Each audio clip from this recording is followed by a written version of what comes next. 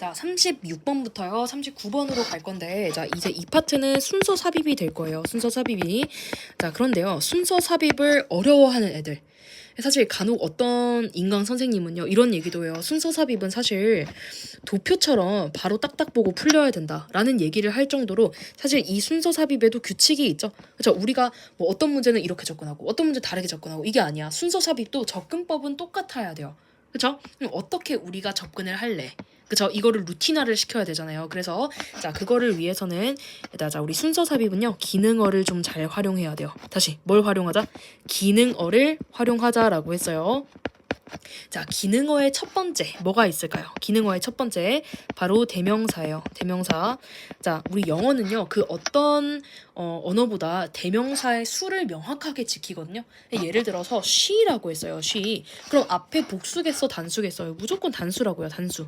그쵸? 요즘엔 얘들아 앞에서 a person이라고 했어도 뒤에 she나 he로 받을 수 있죠. 괜찮나요? 자, 댐이라고 했어요. 그럼 앞에는 무조건 복수가 와야 된다. 이 정도는 우리가 알 수 있어야 된다고. 자, 그런데 이제 주의해야 될 점이 있어요. 앞에서 it과 this와 that이 나왔어요. 문장에서. 그럼 이거는 앞에 있는 어떤 명사라기보다는 앞 문장을 받을 수도 있어요. 알겠죠? 앞 문장을 받을 수도 있는 it, this, that은 좀 조심해야 되고요. 하나 더, search 있잖아요. search. search 다음엔 사실 단복수가 다 와도 되거든요. 근데 search는 단복수에 상관이 없어요. 알겠죠? 앞에서 단수가 나왔어도 뒤에서 복수가 나올 수도 있어요. 그래서 주의할 점은 search는 단복수가 상관이 없고 it, this, that은 앞 문장을 받을 수도 있다. 이것만 좀 알아놔주세요. 자, 두 번째는요. 연결어. 그리고 우리가 접속 부사라고 하기도 하는 이 친구고요. 연결어 또는 접속 부사. 뭐 대표적으로 어떤 게 있을까? 약간 우리 몇 개만 좀 적어줄게요. 역접의 어떤 반론. 반론. 예를 들어 어떤 게 있어요? However, yet, but 이런 거 있잖아. 자, 이런 게 나오면은 흐름이 바뀌어요. 물론 얘들아 강조할 때도 쓰여요. 강조할 때 예를 들어 어떤 우리 학생 이름을 한번 가져와 볼까요? 우리 홍성윤이라는 학생이 있다고 해봅시다. 예를 들어 자 봅시다. 우리 홍성윤은 미쳤어 이렇게 얘기를 할게요. 그런데 니네가 생각하는 것보다 얘는 더 미쳤어 라고 해보세요. 그럼 어때요? 지금 강조가 되죠. 역접을 사용함으로써 강조가 되잖아. 자, 그런데 걱정을 안 해도 되는 게요. 우리가 모의고사를 풀 때 이런 역접이 나오잖아요. 그러면 흐름이 다 바뀌어요. 알겠죠? 흐름이 다 바뀌어요. 얘들아 자 보세요.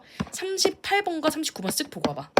어때? 옛 나오지? 38번에. 39번 어때요? However 나오지. 그러면은 이 자리의 흐름이 무조건 바뀌어야 된다고. 자, 예를 들어서요. 38번도 한번 보면요. 사실 답이 5번이에요. 그러면 우리는 여기 이 연습을 이렇게 해야 된다고. 이 부분을 읽으면서 단절됐네? 지금 뭔가 내용이 이상해요. 그걸 알아야 된다고. 알겠죠? 그럼 그 자리에 딱 답이 와야 되잖아. 오케이? 갑시다. 지금 우리 2번 연결어까지 하고 있고요. 반론과 예시 좀 적어주세요. 예시. 뭐 당연히 for example 같은 게 있겠죠. 그런데 이런 예시는요, 얘들아. 예시는 앞 문장에 속해야 돼요. 다시 예시는 뭐 해야 된다고? 예를 들어 자 이렇게 할게요. A가 딱 나오고요. For example, B 이렇게 하고 나왔어요. 그러면요. A 안에 B가 속해 있는 내용이어야 된다는 거예요.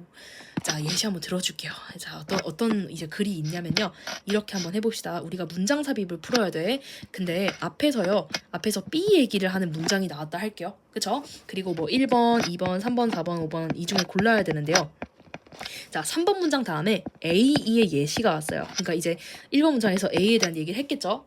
근데 4번 문장에서도 A 예시가 나오고 있어요. 그쵸? A 예시 두 번째. 근데 5번 문장은 B 예시가 나와요. 그쵸? 그럼 답이 몇 번이 돼야 돼요? 답은 당연히 5번이 돼야 될 거 아니야. 그쵸? 근데 이거를요, 이제, 평가원이 이제 어렵게 내겠죠? A의 예시인데 되게 B의 예시처럼 보이게끔 하는 거야. 어때요? 안 된다고. 그런 거를 우리가 디테일을 잡아야 4번이 안 되는 이유를 확인할 수 있다고. 내가 문장 삽입할 때 항상 애들한테 하는 얘기인데요. 자, 문장 삽입. 애매한가요? 문장 삽입은 애매할까? 아니야, 이거 안 애매해요. 자, 몇만 명이 봐요. 우리 수능을 50만 명. 뭐 이렇게끔 볼 때도 있잖아요. 많이 보면은 특히 이번 연도는 재수생이 많아요. 그럼 그거를 할 때 50만 명 중에서 안 나와야 돼요, 얘들아. 어떤 뭐 약간 이럴 수도 있잖아. 내 생각엔 답이 3번 같은데 이거 안 돼요. 막 이거 말이 안 된다. 근데 이걸 하나도 평가원이 지금까지 받아준 적이 없다니까 그만한 근거가 있다는 거예요. 근거를 잡아야 된다고. 알겠죠? 자, 마찬가지 빈순삽도 근거가 있어요. 자, 예시까지 했고요. 앞문장에 속해야 된다까지 했죠. 그 다음엔요. 대조 같은 게 있어요. 대조. 대조도 지금 내가 아까 봤을 때 in contrast 같은 게 대조예요. 그렇죠? 그러면 앞과 뒤가 어때야 돼요? 앞과 뒤에 어떤 차이점이 등장을 해야 돼요. 대조 시그널 할 때는. 알겠죠? 자, 마지막으로는 사실 여러 개가 있는데 그 중에서 어떤 걸 좀 보냐면요. 뒤에 보면은요. 이과장 재진술을 볼까 아니면 예시 therefore를 볼까? therefore 좀 볼게요, 얘들아. therefore. 자, therefore이 어떤 거냐면 이게 이제 재진술이에요. 재진술. 한 번 더 얘기하는 거거든요. 한 번 더. 자, 재진술 우리 좀 전에 아까 빈칸할 때도 했어요. 앞에서 in other words라고 했죠. in other words 다시 말하면. 그러니까 어때요? 앞에서 했던 말을 한 번 더 강조하는 거예요. therefore 같은 거 또는 that is. that is 뭐예요? that is 즉 같은 거죠. 그러니까 이런 연결어를 좀 잡아서 풀자. 자, 그 다음 마지막 3번은요, 얘들아. 3번은 우리 대명사 했고요. 연결어 했고 그 다음 지시어 같은 게 있을 수 있어요. 예를 들어 서치 같은 거요. 자, 서치는요. 절대 앞에 못 나와요. 그쵸? 서치 뭐뭐뭐 예를 들어 서치 보이라고 하잖아요. 그러한 소녀는 그럼 앞에 어떤 보이에 대한 내용이 나와야 된다고. 알겠죠? 이러고 이제 얘가 와야 된다고요. 괜찮나요? 그리고 하나 더 another 같은 거 있잖아요. another 땡땡. 봐봐. another이 왜 나와요? 앞에서 어떤 거에 대한 얘기를 했으니까 또 다른 무언가가 있어. 어때요? 이렇게 얘기가 나오는 거라고요. 다시 기능어의 활용 이렇게 세 가지만 있어요. 근데 이 세 가지를 적극적으로 활용하자. 문제를 풀 때. 물론 이게 없는 글도 있거든요. 그러면 난이도가 굉장히 어려워. 근데 내가 지금 고2 정도 모의고사에서 본 건 기능어가 없는 게 많이 없어요. 특히 지금 얘들아 우리 수능의 기조가 어떻게 변했죠? 킬러 문항이 안 나와요. 킬러 문항이 배제가 되었거든요. 그럼 그 말은 지문 자체의 난이도는 좀 쉬워졌어요. 그 대신에 이제 선지가 좀 어려운 거죠. 그래서 순서 삽입은 좀 할만하기 때문에 얘네들을 좀 찾고 딱 우리가 풀어주세요.